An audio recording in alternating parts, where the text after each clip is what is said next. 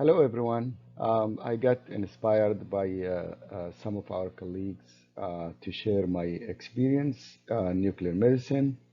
As a nuclear pharmacist, I'm gonna share my experience in nuclear pharmacy and talk about the basics of nuclear pharmacy. Here are my credentials. Um, as I said, I'm a nuclear pharmacist, and nuclear pharmacy is part of nuclear medicine. So, in this presentation, I will go over the definition of nuclear medicine, what nuclear pharmacy mean, and what are the radiopharmaceuticals means, and where and how we produce radiopharmaceuticals, where we get them from, whether from a reactor, cyclotron, generator, and we'll go over the basic description and definition of all these terms. And also in a later presentation, we'll go over some of the radiopharmaceuticals that being used. We'll touch base on a few of them. We'll go over some of them in depth, talk about the pharmacology, pharmacodynamic, pharmacokinetics, and most of them will just go over general information about the use and production of those radiopharmaceuticals. We'll talk about the SPECT or PET radiopharmaceuticals and what SPECT means and what PET means. And then we'll go over some of the rules and regulations that govern the nuclear medicine and nuclear pharmacy. And also, we'll go over some of the investigational drugs that being used and produced, and also some of the future project in nuclear medicine, such as theranostics, and we'll talk about those ones, and we'll get some example in details. All right, nuclear pharmacy. What is nuclear pharmacy? Nuclear pharmacy is a part of nuclear medicine. It is, in a simple way, a specialty area of pharmacy practice where we compound radiopharmaceuticals drugs. And radiopharmaceutical drugs are very much uh, drugs or molecules that tagged or attached to radioactive isotopes.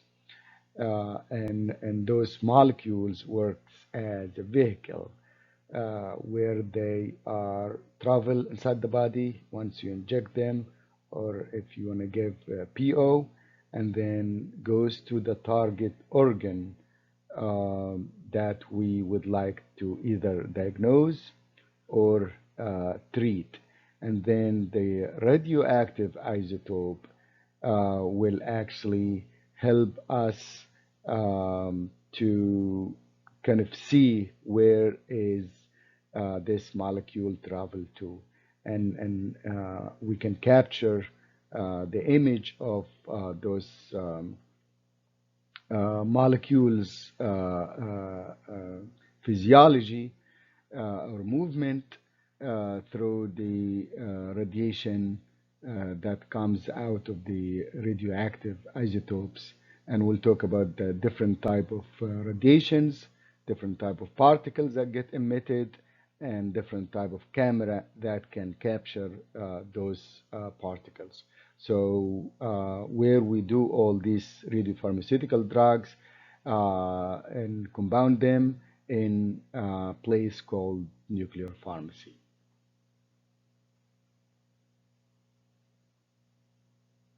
Slide. Definition of nuclear medicine.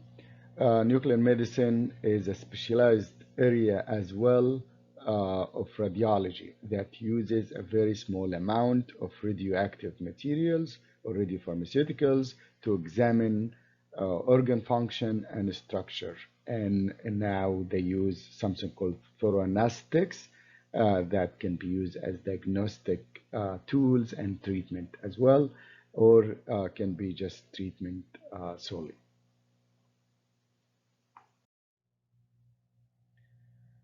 Radiopharmaceuticals or medicinal radiocompounds are a group of pharmaceutical drugs that contain radioactive isotopes. Those isotopes called tracer, and the molecule is just like a vehicle, take the drug to the site of action, and the isotope kind of radiate energy, and those energy particles can be captured on certain cameras, and from that concept, we'll be able to see where this molecule got deposited or absorbed or wherever bind to certain receptors. And from there, we'll be able to diagnose or treat accordingly. Nuclear physics. Nuclear physics are very much the field of physics that study the atomic nucleus. That's why nuclear medicine, nuclear pharmacy definition came from the nucleus of the atom of isotopes.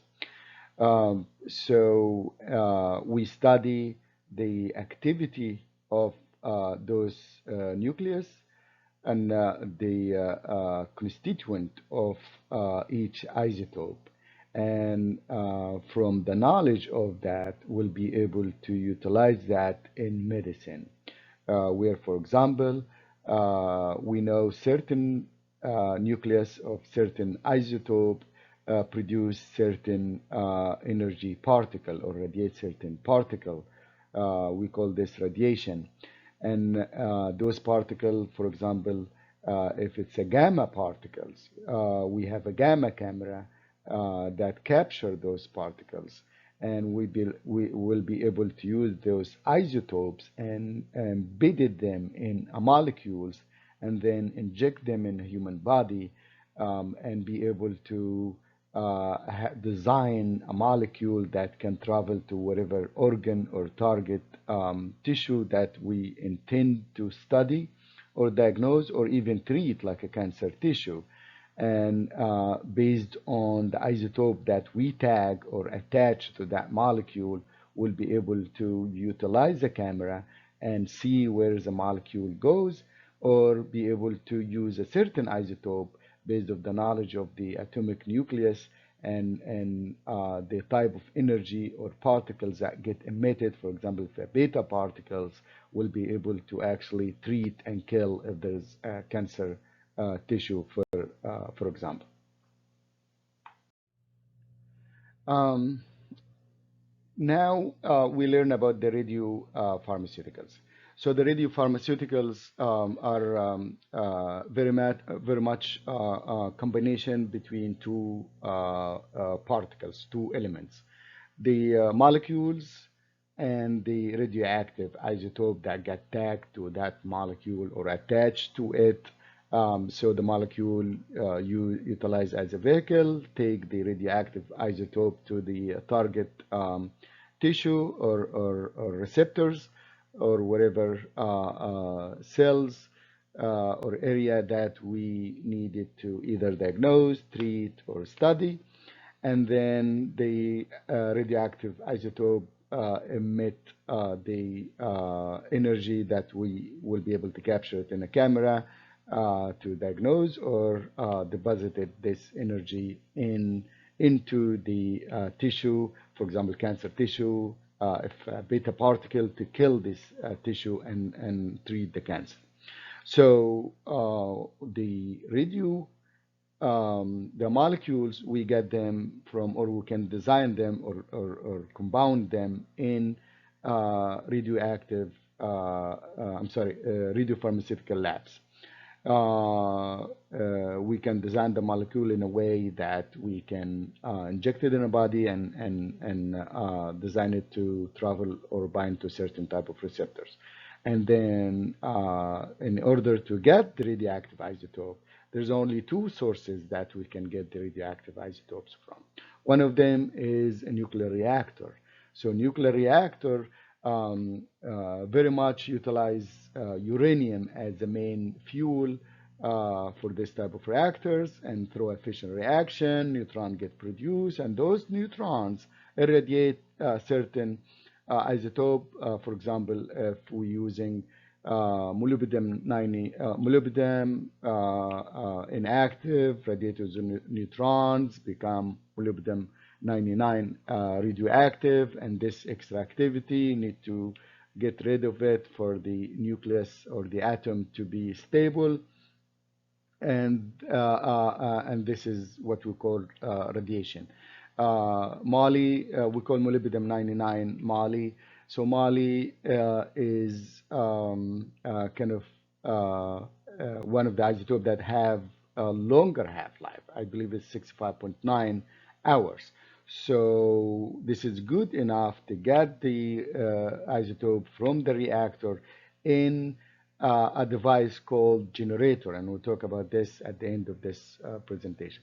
So those generator keep the moly, and there's a chemical process we can get the daughter's isotope from because moly will I don't want to say disintegrate, will radiate, and then technetium 99M will produce. Technetium has short half-life, 6 hours, and technetium is a perfect isotope that we can use to diagnose certain type of diseases.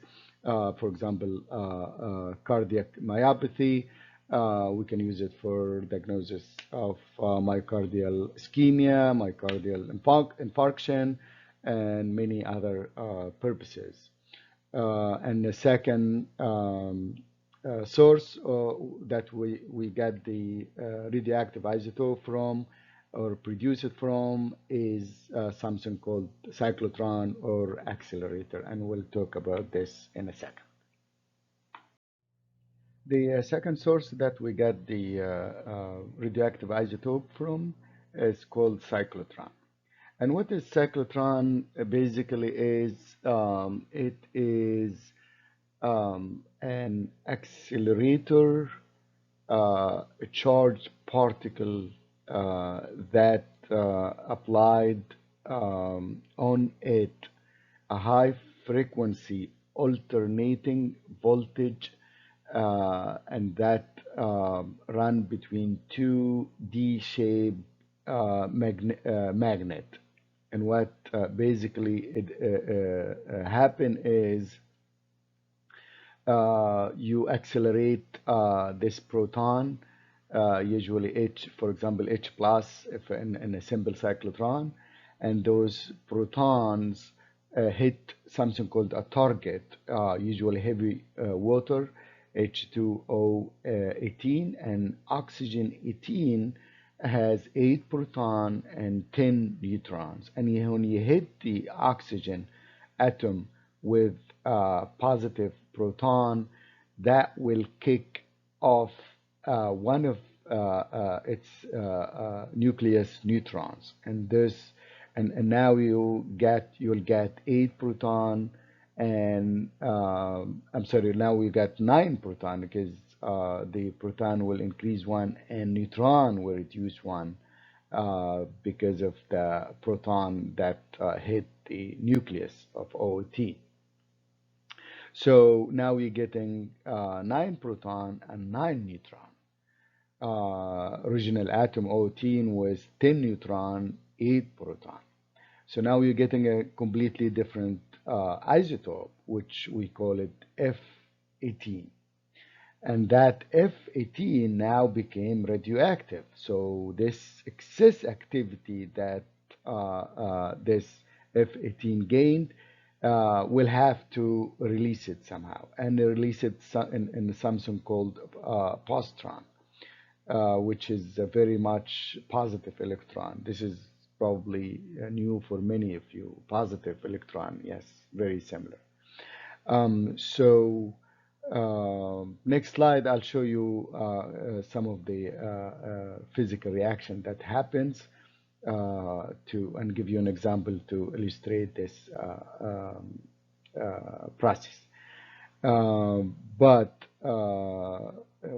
once some of the radioactive isotope we got from a cyclotron, for example, F18, we use it that produce or radiate positron. We use it for something called positron emission tomography, and this is where the PET come from. So PET stand for a PET, positron emission tomography. And this is the machine most of you will see in the hospital if you do a PET scan.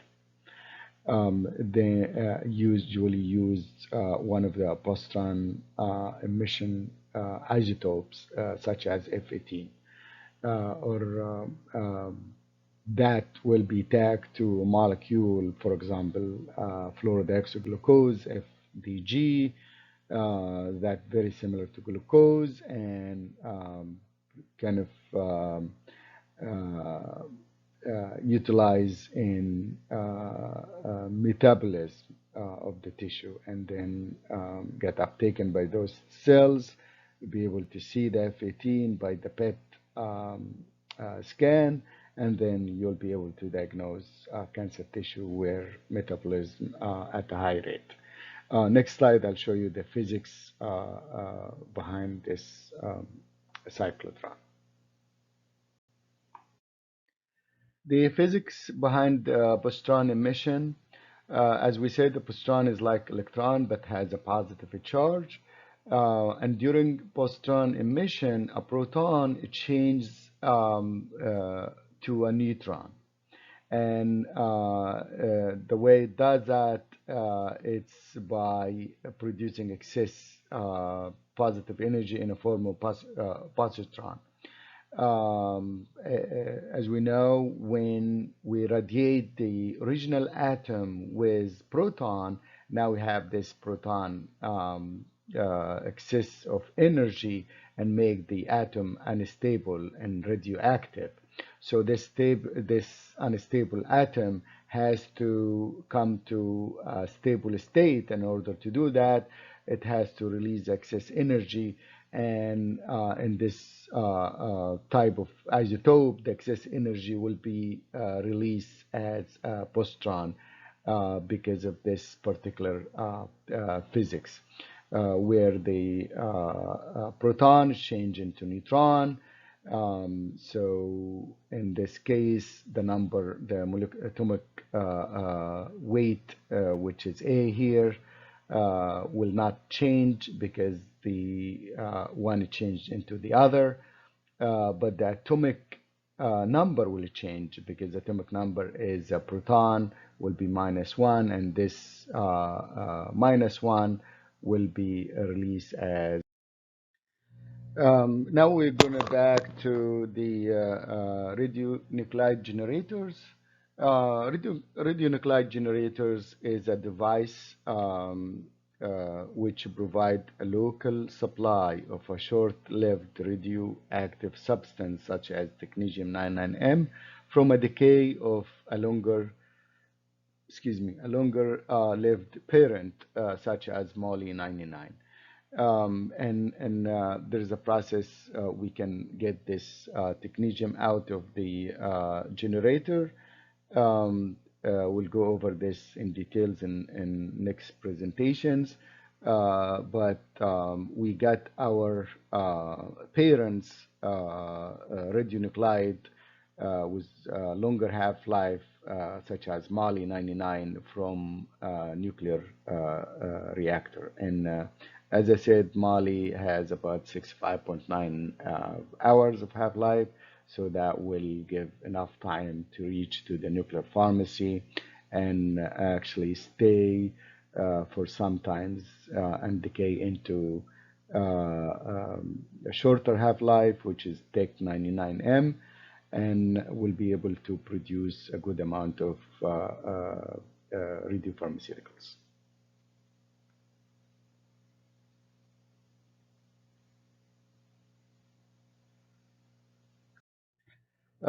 Those are the main references that I'll be using throughout this presentation. However, when we get to different radiopharmaceuticals, I'll provide some references for those who would like to dig deeper into pharmacokinetic, pharmacodynamics, and more details. And I'll be able also to provide the link for the drug monographs and such.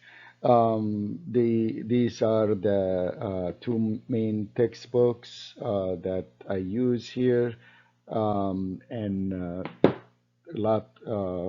lot of great minds behind this work. And in fact, this book here, one of my good friends is going to participate in your edition of it. So I hope this will be beneficial to some of you, and I would love to hear feedback if possible. Thank you for listening.